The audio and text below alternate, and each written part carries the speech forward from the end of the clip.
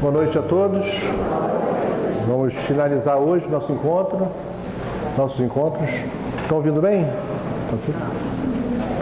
Hoje a gente vai revisitar alguns conceitos, né, que a gente discutiu aí ao longo das 2 semanas, relativos ao processo de ação espiritual, e a gente vai tentar traçar juntos aqui algumas regras para a gente não cair nas armadilhas que a gente vem relatando aí ao longo dos nossos encontros, tá? Então, nosso roteiro vai ser esse. Para começar, vamos lembrar nosso amigo Kardec, no Evangelho, quando ele diz o seguinte: a obsessão é a ação persistente que um espírito mau exerce sobre um indivíduo. Apresenta caracteres muito diversos, desde a simples influência moral, sem perceptíveis sinais exteriores, até perturbação completa do organismo e das faculdades mentais. Então, para nós, na nossa conversa aqui, a gente vai pensar sempre assim, ó. Toda vez estaremos submetidos a ações persistentes, e essas ações persistentes poderão encontrar eco em nós ou não. Então, se você vai amadurecendo, vai evoluindo, você fica imune a essas pressões. Ou seja, elas existem, mas não repercutem em você, porque você está acima delas. É claro que quanto mais você estiver acima, forças das sombras superiores vêm atrás de você. Aí que está, né, a emoção do processo. Então, não é tão simples, você vai ter que ir sofisticando até alcançar um grau de evolução que as pressões não serão feitas porque vão ter desistido. Não é o nosso caso, a gente está muito longe disso. Então, essas ações persistentes vão acontecer por 2 motivos. Primeiro, a nossa história, né? A gente tem um passado complexo a resolver. E segundo, pela própria natureza do nosso trabalho, né? Quando a gente trabalha numa casa espírita, é natural que as sombras olhem para a gente com olhos ávidos. Então, todos vocês, todos nós, têm o CPF espiritual registrado. Vocês sabem disso, todo mundo sabe, todo mundo está ciente disso. Então, esses 2 motivos vão levar a essa ação persistente. Essa ação persistente vai poder se caracterizar em nossas vidas como simples influências morais. Você luta, cai de vez em quando, dá uma levantada e cai, levanta e fica nesse processo, né? Às vezes passa a vida inteira se arrastando, ou até pior do que isso, você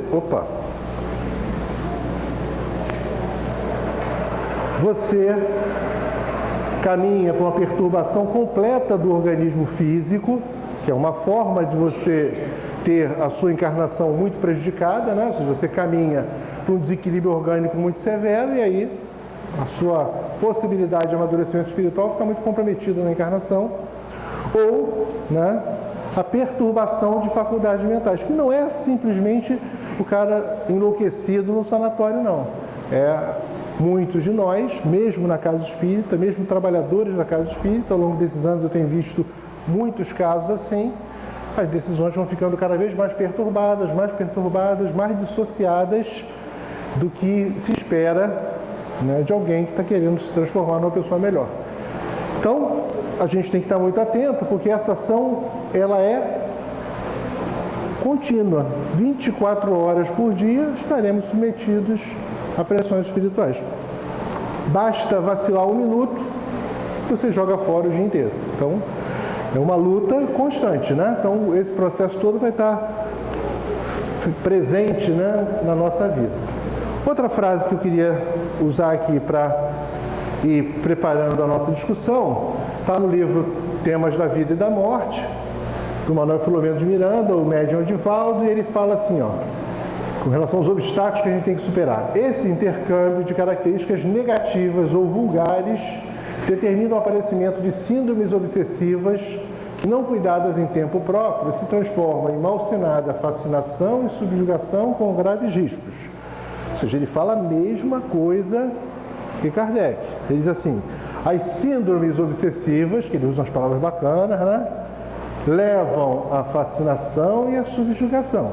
Ou seja, o processo de ação espiritual, ela vai sempre se instalar nos nossos pontos fracos. Então sempre vai se buscar as nossas falhas, onde existem pontos de possível ruptura, e lá montar a estratégia para levar você à fascinação ou à subjugação. Fascinação não é só o cara achar que ele é fantástico, extraordinário, é o único cara que resolve tudo, né, que ninguém dá valor a ele, acaba abandonando tudo porque se acha superior a todos. Não é só isso não. Fascinação é quando o cara começa, por exemplo, a achar que tem direito de fazer o que quer, né? É o cara que começa a achar que determinadas regras morais não valem para ele, valem para os outros, não valem para si.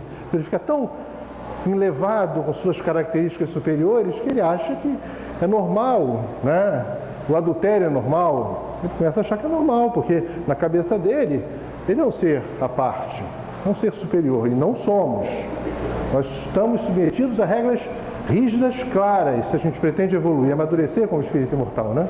Então é importante a gente ter sempre o foco de que nós não temos direito a burlar regra nenhuma. E o fascinado acha.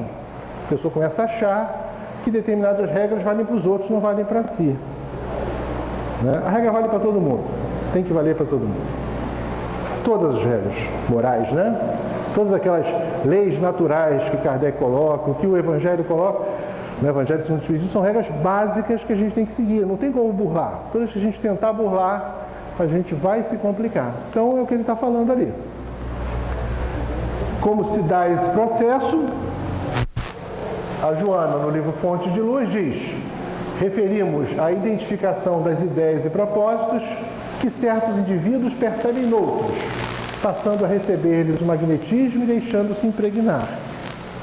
Então, a grande questão do processo obsessivo, das nossas quedas morais, está relacionado com essas sintonias, essa identificação de ideias e propósitos, que não são apenas com as sombras, são com os outros participantes do mesmo trabalho que carregam sombras. Nós carregamos sombras. Vocês nunca perceberam isso? Todos nós temos sombras dentro de nós. E a gente acaba se identificando com as outras pessoas pelas nossas sombras. E aí uma sombra junto com outra sombra acaba gerando cada vez mais dificuldades para o trabalho como um todo, né? Eu vou focar nessa discussão de hoje a casa espírita, né? A visão do trabalhador na casa espírita. Não existe força superior à proteção espiritual de uma casa espírita, né? Os gênios das sombras, os espíritos voltados para o mal há séculos, transitoriamente, porque ninguém está destinado eternamente para o mal, né? Mas estão há séculos no mal, eles não têm a capacidade de destruir o nosso trabalho. A única fraqueza, o elo frágil, somos nós, né? Por isso, a identificação de propósito vai ser sempre com a gente, né? Nenhum espírito desse das sombras vai negociar com Francisco de Assis, mas vai negociar com a gente. E vai encontrar identificações com os representantes encarnados. E por isso a gente precisa estar muito atento, porque todas as ideias e propósitos que as sombras têm e que encontrem repercussão em nós são os pontos frágeis que o trabalho espiritual vai ter. Tá? Eu gosto de dizer que os nossos mentores podem nos proteger de qualquer um. Eu não tenho a mínima dúvida, né, que os nossos amigos espirituais podem nos proteger da influência do mais poderoso gênio das sombras. Eles só não conseguem nos proteger de nós mesmos. Esse é o grande dilema. Então a gente precisa estar muito atento às nossas ideias e propósitos. Porque quando a gente cultiva ideias e propósitos que estão dessintonizados com os objetivos maiores do trabalho espírita, a gente se transforma num problema e não parte da solução. Então a gente tem que estar muito atento, porque muitas vezes nós nos mostramos parte do problema. E é uma pena, porque a gente está muito perto da luz para ser emissário da sombra. Então a gente precisa estar muito atento para a gente não perder a oportunidade, que é grandiosa. Eu não tenho a dúvida que a gente um dia vai olhar para trás e vai ver como a gente esteve pertíssimo da luz. E talvez, com as nossas escolhas, estejamos adiando por séculos a possibilidade de ingressar realmente em desafios maiores, porque os nossos desafios ainda não são grandes. Podem ser grandes para nós, mas não são grandes do contexto amplo, né, do trabalho que se espera de nós, o que a gente pode fazer, o que a gente pode realizar. Mais uma. Como se dá esse processo? Do Sexo e Obsessão, do Manuel Filomeno, que é um livro que tem algumas coisas boas e algumas coisas que eu não gosto muito, mas essa frase eu adorei. Ele diz o seguinte: utilizando-se das próprias falhas do caráter de cada um, das suas dificuldades morais, dos conflitos e das heranças da conduta pregressa, estimulam-nos o retorno às paixões, intensificando o cerco. E aí resumiu o que ele falou. Como é que se dá esse processo? Eles vão observar as nossas falhas de caráter, que nós temos, tá? Espero que poucas nós temos, nossas dificuldades morais, né? Os conflitos que carregamos e o danado do passado que a gente traz. Isso tudo se reflete numa grande dificuldade. É nós tentarmos adaptar a doutrina espírita aos nossos interesses e não nos modificarmos para nos mostrarmos dignos de abraçar essa doutrina que ilumina as nossas vidas. Então, o grande propósito da gente se desvincular dessas coisas é conseguir efetivamente enxergar a doutrina de forma clara e simples, como ela é. A proposta de Jesus de forma clara e simples, como ela é. E não inventar coisas para explicar os nossos erros. Vocês certamente já vivenciaram situações do tipo, né? A pessoa comete um erro, aí para justificar o erro ela conta uma história, cria uma mentira e passa às vezes a vida inteira para justificar aquela mentira. E uma mentira leva a outra, e leva a outra, e leva a outra. E um dia você não sabe mais a diferença entre a verdade e a mentira. E às vezes a gente passa 50 anos dentro da casa espírita sem saber efetivamente qual é a verdade e qual é a mentira, porque a gente já se perdeu. A gente contou tantas histórias que a gente não consegue mais identificar onde ficou a fronteira, onde foi que eu deixei a estrada, né? E é importante a gente se preocupar com enxergar a doutrina espírita, a proposta que ela traz, né, diante das minhas dificuldades, para que eu mude as minhas dificuldades, para que eu contorne, eu supere, melhor dizendo, as minhas inferioridades, e não adaptar as visões para manter as minhas inferioridades, né? E uma coisa complicada com esse negócio chamado conhecimento é que ele traz responsabilidade. Então é muito complexo o processo, né, de viver de forma contraditória diante de uma avalanche de luz, uma avalanche de informações que vem de pessoas extremamente capazes, né, extremamente habilitadas ao longo de inúmeras encarnações, se capacitaram e trazem hoje informações fantásticas de como a gente deve se portar. Sempre trouxeram, né? Mas com a doutrina espírita a gente é inundado de informações tão fantásticas, né, acerca de como a vida é magnífica, e viver de forma contraditória é muito grave para nós, né? Muito grave para aqueles que sabem, né, que têm esse conhecimento, têm essa vivência, têm essa possibilidade de conviver com a luz. Quais as estratégias, né, nesse mesmo livro, Sexo e Obsessão, quais estratégias que eles vão usar, né, as sombras vão usar, diante de um trabalho, em qualquer grupo, tá? Mas vou trazer para a Casa Espírita, que é o seguinte: as discussões inoperantes, discutir-se por nada, é uma boa maneira de você destruir um grupo, é você criar condições de discussão de nada, né? Eu vejo às vezes a gente querer trazer para dentro da Casa Espírita coisas que tem que ficar lá fora. Tem muita coisa que tem que ficar lá fora, coisas do mundo ficam lá fora. Era bom que ficasse fora da gente, mas já que a gente não consegue tirar da gente, pelo menos não trazer para a Casa Espírita, tentar deixar lá fora. Eu devo ser a mesma pessoa, claro, aqui dentro e lá fora, mas eu não devo fazer daqui dentro o que eu era lá fora. Eu tenho que ter, se eu não consigo ser a mesma pessoa, pelo menos aqui eu vou tentar ser melhor para fazer um estágio, para ser melhor lá fora. E não trazer de fora para a Casa Espírita discussões sem sentido, que a gente vê a gente permitir. A gente permite, às vezes, coisas sem sentido. De repente eu vou falar coisas que vocês nunca viram, né? Mas eu vejo, talvez, vamos ver, rixas, né? Discussões, brigas, rixas, complicações. Nós estamos trabalhando com o mesmo objetivo. A gente quer a mesma coisa, a gente quer mudar o mundo, né?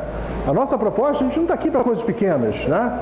Eu estou aqui junto com vocês com uma proposta firme de mudar o mundo. É só isso que eu quero, né? É só isso que eu acho que vocês querem também. A gente está aqui para mudar o mundo, a gente não está aqui para fazer pequenas coisas, a gente está aqui para realizar alguma coisa grandiosa. Eu não consigo, talvez, mudar o mundo de 7 bilhões de seres, mas a gente vai mudar o mundo de muita gente. É claro que nesse processo todo de transformação, muita gente afunda, porque é muito difícil amadurecer quando a gente está acostumado a viver com o antes. É muito difícil subir um degrau quando a gente gosta do degrau de baixo. A gente só tem olhos para o degrau de baixo. Quando a gente fala disso, a gente para de prestar atenção e conversa com os outros, porque é melhor conversar do que analisar isso e pensar como essas coisas dificultam a nossa vida. A gente acaba perdendo a oportunidade de avançar porque a gente para, né, no degrau de baixo e não aproveita a casa espírita do que ela pode nos oferecer de melhor. Então a gente acaba entrando nessas discussões sem sentido, em coisas pequenas, de cadeira, mesa, copo, impertinências, né? O limite entre brincadeira e impertinência é tênue, né? Tem que saber achar essa dose, né? Equilibrar essas coisas. Queixas, né? Será que a gente não reclama demais? Né? Então tem que ver, porque quando a gente se queixa, né, dentro de uma lógica de construir uma nova realidade, de melhorar, pode ser que seja, tem algum fundamento, alertar alguém, mas quando isso começa a virar um hábito, isso afasta a gente de qualquer possibilidade de resolver o problema. Porque quando a pessoa chega e diz, de novo, né? Já tem uma cota, eu já tenho uma cota, né, semanal. Vem lá semanalmente, já sei o que vai acontecer, mas faz parte. Intrigas, cabe numa casa espírita? Não cabe, né? Mas tem. Não sei se vocês já perceberam isso. Não pode ter. É básico. A gente cai no básico. Aí quando eu vejo um espírito desse das sombras planejando e dizendo isso, eu digo, ih, vai quebrar a cara. Não, eu que quebro a cara, porque ele consegue, porque a gente aceita isso, que é uma coisa básica, simples. Maledicência, botei o Soeses para você saber que não fui eu que escrevi, porque eu nunca escreveria Soeses, né? Mas ele escreve, eu botei o Soeses para todo mundo saber que não fui eu. Já usarei, escreveu, não fui eu. Foi o Manuel Filomeno, que ele gosta dessas palavras bacanas. Vinganças covardes. Isso é o que ele coloca lá nas estratégias pequenas, as coisas do cotidiano de uma casa espírita que acabam minando o trabalho, né? Porque se a gente está aqui para mudar o mundo, eu não mudo nada assim. Eu passo o tempo todo buscando aplacar pequenos incêndios. A gente não pode fazer isso. A gente está aqui para construir algo grande. E a gente está construindo. Apesar de todas as dificuldades, a gente está construindo. Eu vejo pessoas caminhando muito. Boa parte, né, vocês certamente veem também, pessoas que chegam à casa espírita se arrastando aí, né, se arrastando literalmente, fisicamente destroçadas, emocionalmente arrasadas.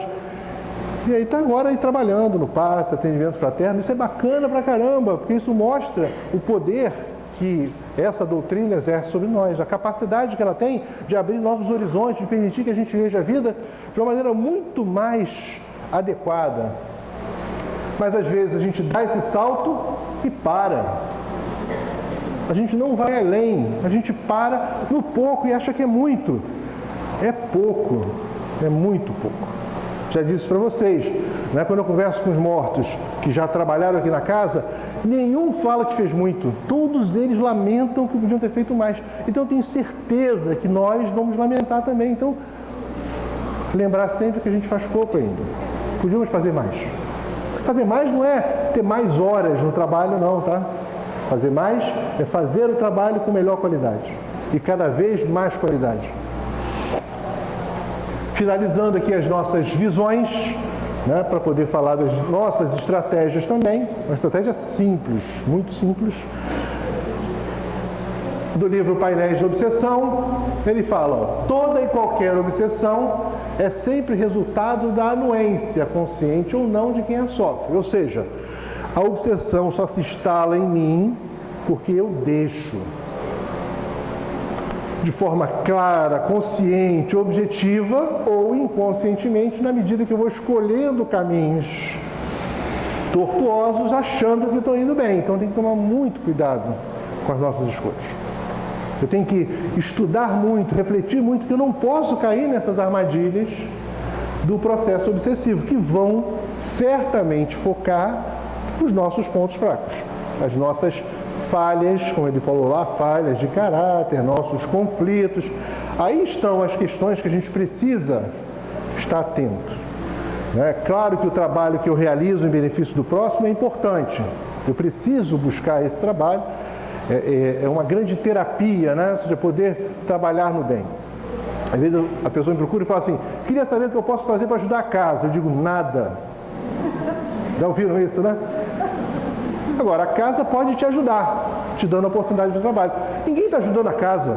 Quem acha que vem aqui aplicar um passo para ajudar a casa não precisa. Quem precisa somos nós precisamos. Eu não venho aqui, nesse estudo, no trabalho que eu faço aqui, achando o seguinte, vou ajudar a casa. Eu não vou ajudar.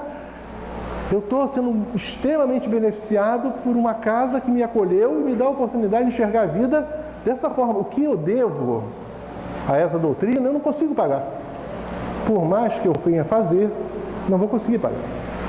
Então quem acha que está fazendo porque a casa precisa, está errado na base. Eu que preciso. Nós que precisamos. Né? Quando a pessoa vem, eu posso trabalhar em tal dia? Pode. Né? A casa está precisando? A casa não está precisando, você precisa. Mas falta gente. Falta gente numa casa gigante como a nossa. É questão de organização. Nós estamos desorganizados. Pode até ser menos grave com a gente, né? É um trabalho muito grande. Eu acho até bem organizado pela dimensão. Mas pode ser melhor, sempre pode ser melhor. Sempre temos que trabalhar para melhorar a organização, a distribuição de pessoas. Mas dizer que falta gente, né? Não é verdade. Tem gente pra caramba. A gente se estruturou. Tem gente para trabalhar, tem recurso financeiro para tocar a vida. E vamos tocando, estamos trabalhando. Isso não pode ser um empecilho para o objetivo maior, que é trabalhar para construir um mundo melhor. É isso que a gente vai fazer. A gente vai trabalhar para construir um mundo melhor, transformar, revolucionar o mundo, fazer a ruptura dos mundos internos de cada um. Esse é o trabalho de uma casa espírita. É permitir que as pessoas evoluam como espíritos imortais que são. Por isso que a gente tem que evitar isso. Vou reler porque já ficou longo, né? Toda e qualquer obsessão é sempre resultado da anuência, consciente ou não, de quem a sofre, por debilidade moral do encarnado que não lhe antepõe. Ou seja, eu preciso criar a barreira para que o processo obsessivo não se instale em mim, porque, na verdade, o problema não está fora, está dentro de mim, é meu.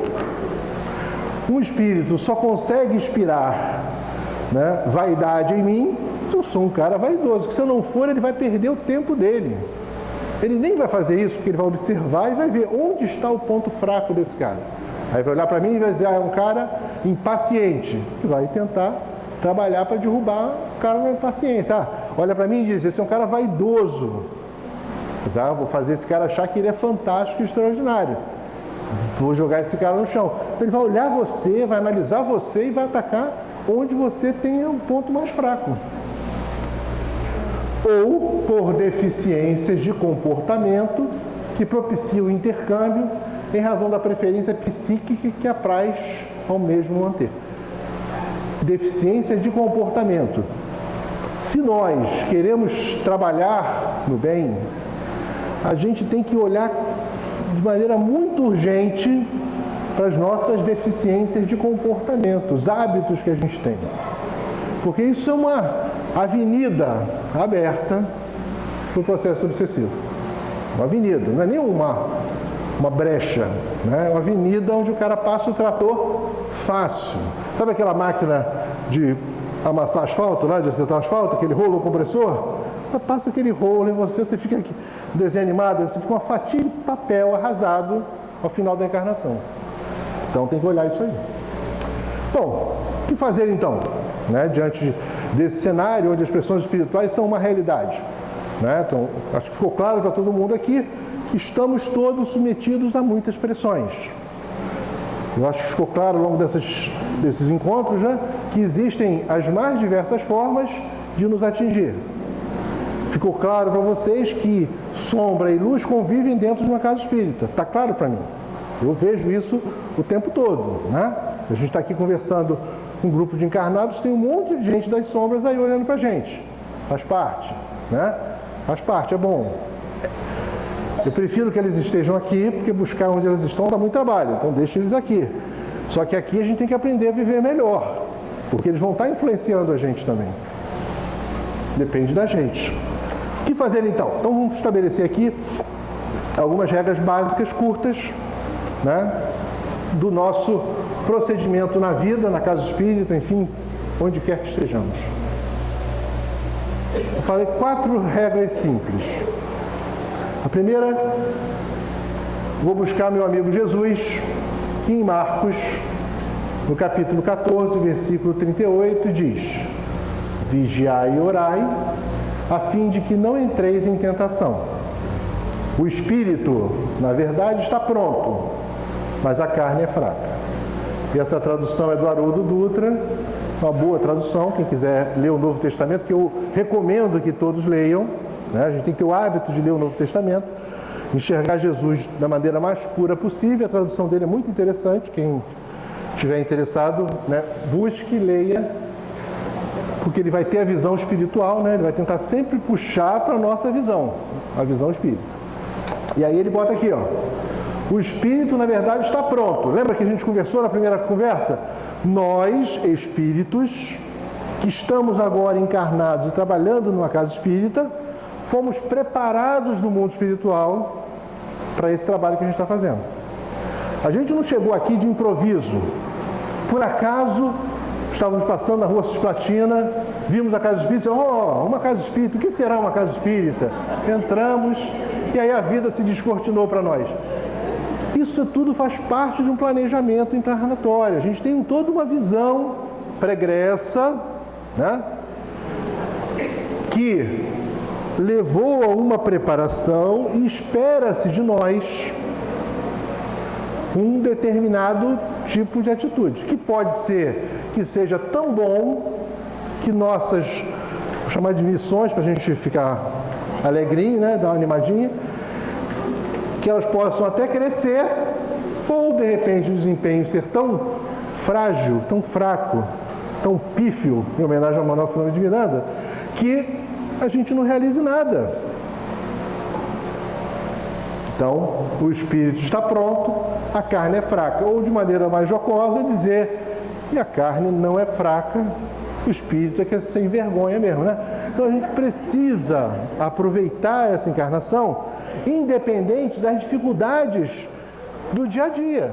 É natural que a gente encarnado tenha muitas dificuldades a enfrentar. Natural, é lógico que é. Mas nós todos nos preparamos para isso.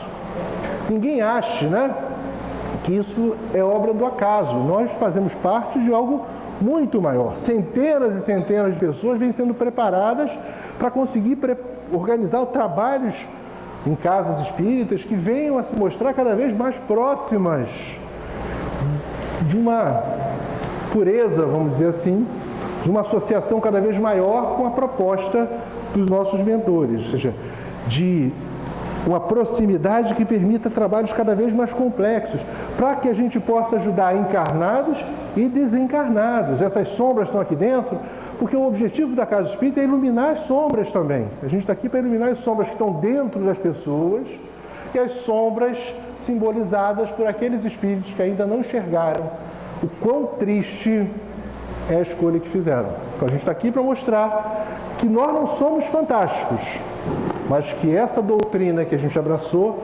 rememora a moral, a forma de conduta preconizada por Jesus e que realmente responde, né, às grandes aflições da alma, que permite que a gente consiga efetivamente e definitivamente alcançar a paz. Então, vigiai e orai, sem dúvida, um grande ponto para a gente pensar. Guardem, no final eu vou fazer um esqueminha para a gente tentar recordar, mas guardem algumas ideias. Vigiai e orai é uma boa ideia para a gente guardar. Nosso amigo Buda falou uma coisa também que eu achei interessante para construir o que eu quero conversar com vocês. Ele diz o seguinte: ó, nem teus piores inimigos podem fazer tanto dano como teus próprios pensamentos. Isso tem a ver com aquilo que eu falei para vocês, de que a gente consegue, a gente que eu falo não sou eu não, a gente, os nossos mentores, conseguem proteger a gente de qualquer coisa, menos da gente. Menos no nosso pensamento desarmonizado, desequilibrado, perturbado. A gente não pode permitir que o nosso pensamento faça isso. E isso vai acontecer toda e qualquer vez que a gente não vigiar. Se a gente não vigiar, garanto a vocês, 1 segundo de vigilância, o pensamento passa uma rasteira na gente, porque o nosso pensamento é o pensamento do ontem. Nosso pensamento não é o pensamento do homem novo que a gente quer construir. Esse homem novo a gente não construiu ainda. O nosso pensamento automático é o do cara de ontem, que ainda enxergava que a violência, o destempero é uma solução. E não é. Com Jesus não é. Não há possibilidade de eu estar com Jesus e com pensamento em desordem. Não tem como. E se meu pensamento está em desordem, onde quer que eu esteja, estarei construindo um inferno dentro de mim. Sempre. Nosso amigo André Luiz traz um outro conselho para a gente. Ele diz o seguinte: se cada um de nós consertar de dentro o que está desajustado, tudo por fora estará certo. Embora o que está do lado de fora não vai mudar. Pode ter certeza disso. Aí a pessoa chega na casa espírita e assim: meu sonho é fulano mudar, meu marido, aquele infeliz, ou a mulher, né, aquele demônio que eu tenho lá em casa, que me perturba, né, ela mudar. Aí o cara vai, o demônio não muda, mas o cara muda, ou a mulher muda. Né, a pessoa passa a se ver de uma forma diferente, enxergar as dificuldades que estão à nossa volta, não como as causas das nossas aflições, porque na essência não são. Né? Quando a gente foca o problema do lado de fora, a gente passa a encarnação inteira correndo atrás de algo que não é verdadeiro. Então, quando você corrige o que você tem dentro, o que está do lado de fora, embora não mude, fica certo. Você passa a entender. E para tornar mais filosófica a nossa conversa, peguei uma frase de Kant, que tem a ver com outro ponto importante que eu queria falar para vocês. Tem a ver com André Luiz e com aqui, a reforma interior. Toda reforma interior e toda mudança para melhor dependem exclusivamente da aplicação do nosso próprio esforço. Regra simples. Então, outro ponto para a gente guardar a nossa conversa. Eu preciso enxergar a necessidade do meu esforço na solução de qualquer coisa, qualquer dilema da minha vida. Então, enquanto eu achar que as soluções virão automaticamente, magicamente, porque outras pessoas fizeram isso ou aquilo, eu vou estar sem as rédeas da minha vida em minhas mãos. E eu não vou conseguir direcioná-la de maneira adequada. Eu vou deixar a maré me levar. Isso não resolve. Eu preciso, com o meu próprio esforço, definir os passos que eu preciso dar para conseguir atingir realmente a paz. Então, esforço. Segunda regra. Como é que muda internamente? É fácil? Vamos ver o que ele faz aqui, ó. Somente nós mesmos poderemos fazer a mudança interior, falou lá o expositor, né, para os caras assistindo. Aí o cara falou assim, ó, no meu caso, fizeram uma mudança interior em mim. Ano passado tiraram meu apêndice, depois foi a vesícula. Essa é fácil. Metade dos espíritas gulosos aqui do centro já tiraram a vesícula. Não adianta achar que isso é uma mudança interior, é um avanço espiritual. Certo? Então, aqueles que acham que tirar a vesícula evoluíram, não é verdade. Tá? A mudança interior é outra coisa. Outro cara ali, ó. Já fui em muitos centros espíritas, mas nenhum deles conseguiu afastar um espírito obsessor que me acompanha. Esses centros espíritas são muito ruins. Tomando a cachaçinha dele lá. Não dá para acreditar em mágica. Não existe mágica no processo de amadurecimento espiritual. Ele demanda esforço, vontade. Sem isso a gente não vai. Outra regra simples, né? Aliás, a mesma regra simples, fechada lá no nosso amigo Evangelho em Mateus, capítulo 24, versículo 13, Jesus diz: aquele que perseverar até o fim será salvo. E a gente persevera um pouquinho e fala: meu Deus, estou cansado, nada dá certo na minha vida. Jesus não falou, persevere 3 segundos e está tudo resolvido. Ele falou, persevere até o fim. E aí, só para vocês ficarem mais preocupados, até o fim não é a morte. Continua depois. Às vezes vai depois, nasce de novo, e de novo, de novo, até o fim. Até a solução, né, das questões que ainda residem dentro de nós. Tá? Enquanto a gente não conseguir resolver essas coisas, tem que perseverar, perseverar, perseverar. Então, perseverar, né? A frase importante. Nosso amigo Bezerra fala a mesma coisa, perseveremos no bem sobretudo. É impressionante como um monte de gente diz a mesma coisa. A mesma coisa. Não é à toa que esse grupo todo de pessoas fala a mesma coisa. Uma definição de perseverança. Eu fiquei pensando, o jeito da gente definir bem perseverança para as pessoas. Perseverança é o trabalho duro que você faz depois de ter se cansado de fazer o trabalho duro que você já fez. Entenderam? Então, é o que você faz depois que você já fez. Aí eu faço de novo e vou ter que fazer de novo. Eu faço de novo e tenho que fazer de novo. Sabe educar filho? A mesma coisa, faz de novo, faz de novo. Sabe educar-se? Fazer de novo, observar-se de novo. Então, perseverança é isso. Ou seja, esse dragão é um trabalho que se renova todo dia. Assim, eu venci, hoje eu vivi muito bem, dia 28 de setembro, vivi muito bem. Vou dormir e acordo no dia seguinte, eu vou ter que viver muito bem dia 29 de setembro, 30 de setembro, 1º de outubro e por aí vai. Cada dia tem que ser bem vivido. Não dá para sentar e ficar comemorando um dia que se fez. Depois renove.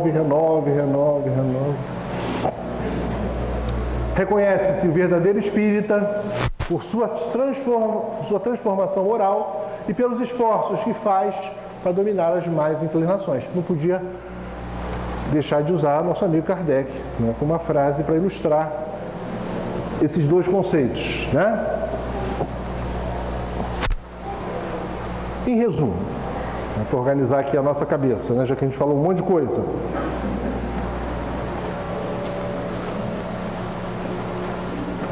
Não há como nós nos desvencilharmos das pressões espirituais. Não há como eu não ser uma presa fácil às pressões das sombras se eu não buscar me conhecer. Eu preciso urgentemente me conhecer. Eu preciso ter a coragem de olhar para dentro de mim e me conhecer. Eu sei que é complicado. Por quê? O que a gente vai ver não é bom. Não é bom. Se fosse bom, a gente olhava. Fácil. Estava olhando todo dia. Mas a gente prefere olhar para fora, para os outros, identificar os outros e dizer, puxa vida, como é que fulano faz uma bobagem dessa? Eu só faço bobagens menores. Né? Fulano está com lama até o nariz, a minha está no peito. Não estou melhor que fulano, eu estou na lama. Eu preciso ter a coragem de olhar para dentro de mim. Não é fácil essa experiência, né? Você olhar para dentro de si e reconhecer as suas dificuldades. A gente precisa fazer isso, porque se você não reconhecer, outros vão reconhecer. E como eles reconhecem, eles vão atacar nas falhas. E como você foge de enxergar essas falhas, você não se defende, porque você não está preparado para receber o ataque nesse lado. Você se prepara para cá e vai levar uma facada nas costas, porque a sua fragilidade está aqui. Se você não se conhece, esse risco é muito grande. Então nós precisamos nos conhecer, identificar as nossas capacidades que nós temos, né? Colocar em prática as nossas capacidades urgentemente. Aquela parábola do talento enterrado, né? Tem que lembrar disso e trabalhar fortemente para desenterrar nossos talentos e aplicar na vida. E identificar os nossos pontos fracos. Às vezes vai ser necessário se decepcionar com a gente, para conhecer e aí conseguir de algum modo se preparar para as graves questões que a gente tem que superar. Ninguém se iluda de achar que está encarnado agora num planeta de provas e expiações que ainda tem séculos pela frente para se equilibrar. Ninguém se iluda de achar que é um espírito iluminado. Não é, nenhum de nós. Mas não ser um espírito iluminado não é um grande problema no momento. O grande problema é não reconhecer as nossas fraquezas. Elas existem, precisam ser identificadas. Ninguém pode fazer isso por mim. Eu preciso me conhecer. Isso é falado há séculos. Séculos e séculos dizem pra gente, olha, conhece-te a ti mesmo, olha para dentro, identifica. E é impressionante como a gente não identifica. Né? Alguns, né? Eu vejo já algumas pessoas até descambando excessivamente para o outro lado, né? A autocrítica que leva à paralisia. Também não é bom isso, né? Tem que achar o equilíbrio. Identificar e trabalhar para resolver. Não adianta paralisar. Né? Eu sou incompetente. Pá! Também não é isso, né? Ou seja, tem que achar o ponto de equilíbrio. Aquela balança que vai lá, vem cá, acha o ponto e aí segue o caminho. Então, eu preciso ter a coragem de olhar para dentro de mim e me conhecer. Agora, claro que não adianta só isso, né? Eu tenho que me conhecer, identificar os pontos a resolver e começar a trabalhar para resolver esses pontos. Aí vai entrar aquela segunda regra simples,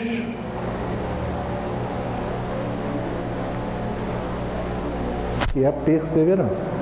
Não adianta eu identificar meus problemas, né? Então as pressões espirituais acontecerão nisso, nisso, nisso.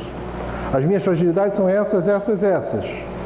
Não adianta eu fazer isso, traçar um belo planejamento para a minha vida, organizar o que eu vou fazer e não tentar todo dia. Por isso que eu falei, usei tantas frases de perseverança, né?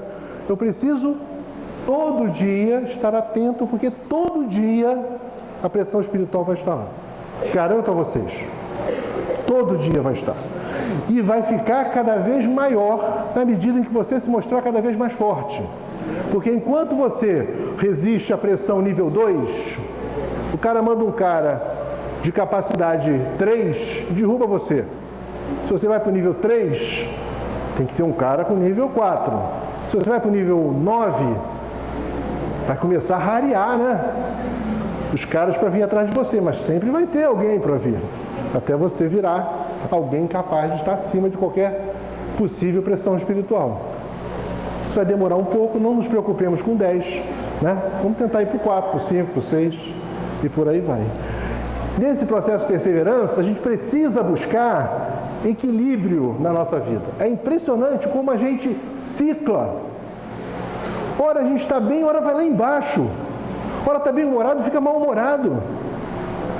Ora está trabalhando no bem, ora se acha arrasado, cansado de trabalhar no bem. Não é possível a gente se julgar cansado por trabalhar no bem. A gente não pode ofegar no bem. O trabalhador no bem, ele está feliz porque está fazendo bem. Eu não posso trabalhar bem e achar o seguinte, eu estou trabalhando, mas fulano não está. Né? Isso é problema de fulano, não é problema seu. Você faz o seu trabalho, faça o melhor que você puder. E equilíbrio. Nós estamos envolvidos em algo grandioso. O trabalho de uma casa como a nossa é muito extenso. Não estou dizendo que é melhor do que outras não, tá? Em nenhum momento. Não tenho essa visão. Mas ele é grande. Tudo que a gente faz é grande, né? Vai fazer uma campanha para as famílias assistidas, são 400 e poucas. Se eu tivesse uma casa pequenininha e tivesse 13 famílias, o trabalho de fazer essas 13 também seria igualmente desafiador. Né? No nosso caso, desafiador para o tamanho que a gente tem. Seria desafiador para qualquer um. A questão não é essa. A questão é conseguir fazer esse trabalho sem se desarmonizar, sem se desequilibrar, porque a gente não precisa disso. Nós estamos com Jesus. Eu, quando chego aqui nessa casa, para mim, Francisco de Assis está andando no corredor. Está perto de mim. A grande discussão é se eu estou perto dele. Mas ele está perto da gente. A discussão é nós estamos perto dele. E eu preciso, para isso, perseverar sempre. Porque a minha única e exclusiva chance de vencer é manter a minha coerência no bem. Todo dia. Todo dia. Dia após dia. Para isso, entra a vigilância e a oração. Os conselhos de Jesus. Quando Jesus fala esse negócio, ele sabe das nossas fragilidades.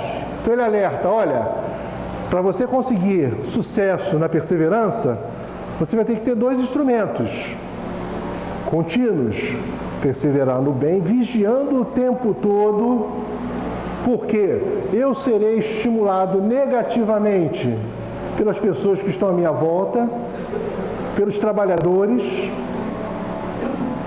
pelos nossos desafetos espirituais, pelas sombras e pelas minhas grandes sombras internas. Eu vou estar o tempo todo submetido a muitas pressões, de vários lados. 2 forças me amparam, a luz que eu já consigo carregar em mim e a luz que eu consegui sintonizar, e aí entra a oração. Então, quando eu consigo, através da oração, sintonizar com a luz, com as forças superiores que nos envolvem e que estão disponíveis o tempo todo, ou seja, quando a gente trabalha no bem, a gente conta com um exército de amores devotados que nos amparam em condições as mais complexas. A frase que eu mais gosto da obra de Kardec, muitas frases, mas uma que me toca profundamente, está no Obras Póstumas, quando Kardec pergunta para o Espírito Verdade se ele estaria presente na vida dele, diante das dificuldades. Ele tem uma resposta belíssima e termina dizendo assim: não te ajudar a viver seria não te amar. Então, a presença deles é inquestionável nas nossas vidas. Mas, para isso, eu preciso vigiar e orar. Tem gente que discute, é orar e vigiar e orar. E não faço os 2. Não se preocupe com a ordem. Faço os 2 ao mesmo tempo. Tem que estar sempre fazendo. E o 4º ponto aqui, nesse processo de vigilância, de oração, eu tenho que buscar cada vez mais aprender, cada vez mais conhecer a doutrina espírita, enxergar a abrangência que ela tem, a profundidade de conceitos, amadurecer cada vez mais o conhecimento, conseguir reconhecer os sinais da vida, as coisas que estão acontecendo à nossa volta, que a gente vê com olhos errados.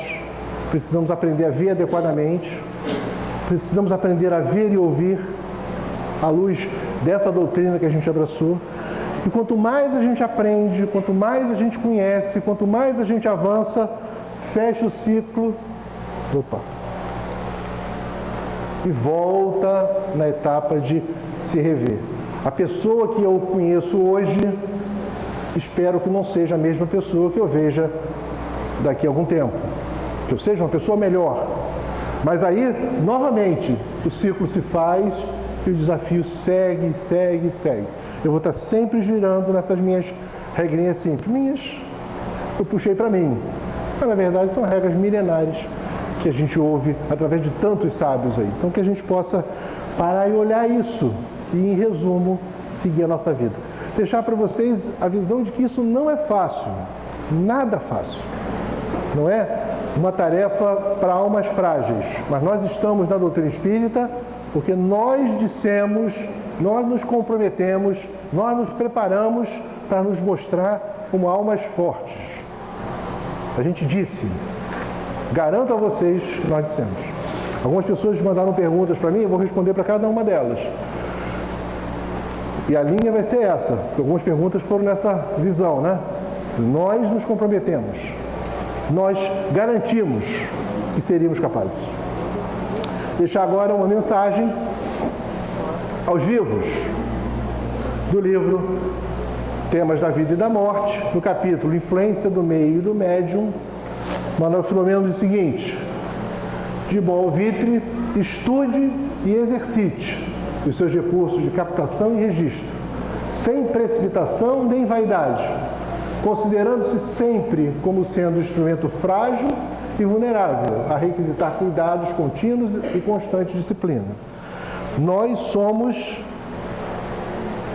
pessoas capazes de realizar grandes coisas, mas precisamos cada vez mais aprender e colocar em prática o tempo todo, sem vaidade, porque às vezes a gente é colocado na vida em situações onde as pessoas acham que você é grande coisa. Não acreditem. Não acreditem. Nós somos ainda instrumentos frágeis e precisamos muito, mas muito, de disciplina. Precisamos enormemente de disciplina. Disciplina é a chave para a gente poder continuamente girar aquele ciclo. Porque se você não tiver disciplina, você joga o ciclo fora no primeiro dia. E para os mortos, a gente sempre tem que deixar uma mensagem para os mortos também, né? Que vieram até nós. Eu diria o seguinte, do livro Trilha da Libertação, a mensagem do Senhor Almiro. Alguém conhece o Senhor Almiro? Nós somos os senhores Almiros. Nós somos aqueles que podem ser porta-vozes da luz. Ele é um doutrinador numa reunião mediúnica. Ele diz o seguinte: mesmo os gênios das trevas, está conversando com um espírito que é um líder das trevas, vem para a reunião, ameaça, diz que vai fazer um monte de coisa, e ele tem poderes, ele tem capacidades. E em determinado momento, quando ele se vê meio acuado, ele diz: eu vou voltar a conversar com os poderosos, mais poderosos que eu, e a gente vai voltar todo mundo junto aqui. O senhor Almiro, calma e tranquilamente, né? Claro que pensando nos mentores, que não é ele sozinho que resolve isso, né? Diz o seguinte: mesmo os gênios das trevas serão alcançados pelas vibrações de misericórdia do Pai e sairão da infinita desdita a que se entregam para a dignificação interior que os levará à paz que lhes falta, à felicidade que atiraram fora, ao bem que esqueceram. Todos nós estamos destinados à paz, à felicidade, ao bem. Todos nós. Mesmo a gente. Né? Todos nós. Mesmo o gênio das sombras, mesmo o espírita falido, mesmo o espírita, principalmente naquele que está trabalhando no bem, está tentando. Nosso destino é esse. Agora, a questão é quanto tempo a gente vai demorar. Quanto a gente vai relutar ainda em chegar lá. Para terminar, eu vou ler para vocês do livro Trilha da Libertação, a prece do Manuel Filomeno de Miranda, para ilustrar bem a nossa condição de trabalhadores do bem, de pessoas dispostas a trabalhar no bem, mas que ainda carregam muitas dificuldades. Ele diz o seguinte: Jesus, mestre incomparável, aqui estamos os teus discípulos imperfeitos, pois que fazemos apenas e desordenadamente o que nos foi recomendado. Permanece em nós a aspiração de amar e servir mais e melhor. Ajuda-nos a consegui-lo, não obstante os nossos teimosos limites. Muitas vezes temos prometido renovar-nos para ascender, Mas apesar disso, não nos dispusemos a romper as algemas que nos retêm nos charcos das paixões.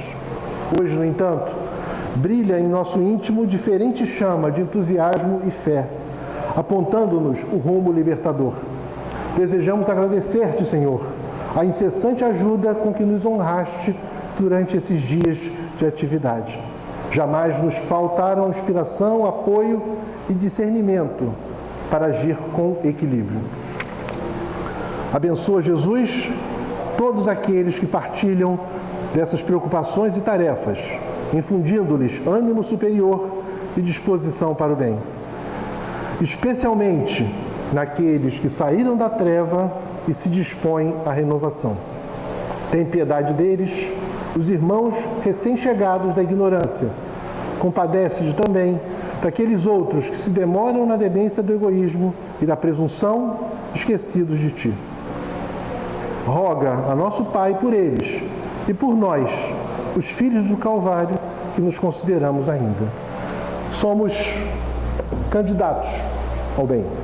Temos muita chance de fazer algo grandioso ou de cair nas teias profundas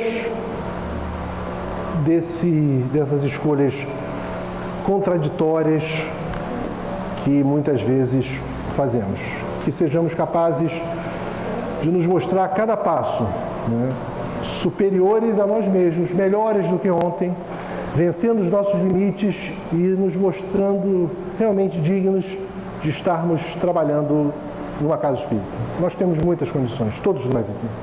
Nós temos chance de fazer algo grandioso. Tenho certeza disso, eu tenho visto isso. Que a gente possa ver cada vez mais, né?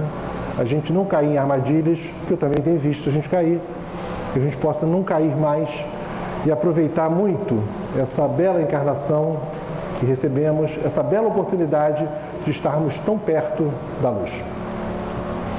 Muito obrigado aí pelos 3 dias, né, de conversa. Que possamos terminar, né, agora com a prece